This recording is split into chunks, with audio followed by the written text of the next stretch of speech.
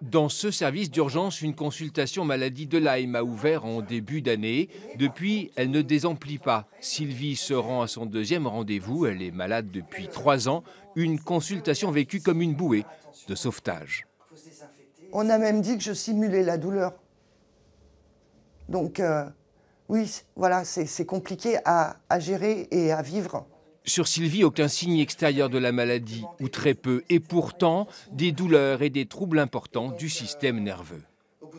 J'ai des difficultés à respirer, je fais des fausses routes, il faut que je fasse attention quand je mange.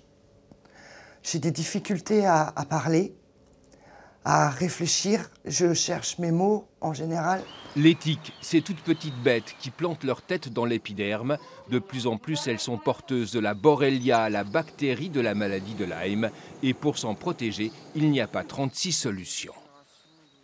Quand on va en forêt ou quand on va dans les herbes hautes, dans les champs, il faut se protéger avec, c'est pas rigolo parce que c'est pas de saison, mais des manches longues, des pantalons longs, des chaussettes. Ça, c'est la première chose. À chaque fois que le soir qu'on rentre d'une sortie à l'extérieur, il faut s'inspecter, se passer à la douche. On sait que passer le gant mécaniquement partout permet de faire tomber des toutes petites nymphes qui ne sont pas encore ancrées et qu'on ne verrait pas forcément. Lorsqu'elle pique, la tique nous anesthésie. Difficile de s'en apercevoir, surtout dans les zones pileuses. Et que l'on ne s'y méprenne pas, elle passe sans problème de l'animal à l'homme.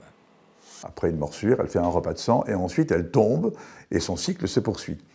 La tique peut très bien passer sur un chat, ou sur un chien, ou sur un cheval, tomber et repasser ensuite éventuellement sur un homme. De même, il faut retirer cet acarien qui colonise aussi les jardins en utilisant des outils adaptés. Le tire-tique est un moyen qui est très pratique.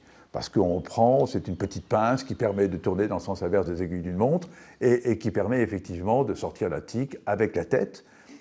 Alors que les autres moyens qui consistent à arracher purement et simplement la tique, ce n'est pas toujours un bon moyen parce qu'on risque de laisser la tête sur la peau ou à l'intérieur de la peau. Dernier conseil, ne pas jeter la tique, la mettre au contraire dans une enveloppe et la donner à son pharmacien qui l'enverra dans un laboratoire pour déterminer si la bête est malade. Si oui, la personne mordue devra suivre un traitement antibiotique de 3 semaines.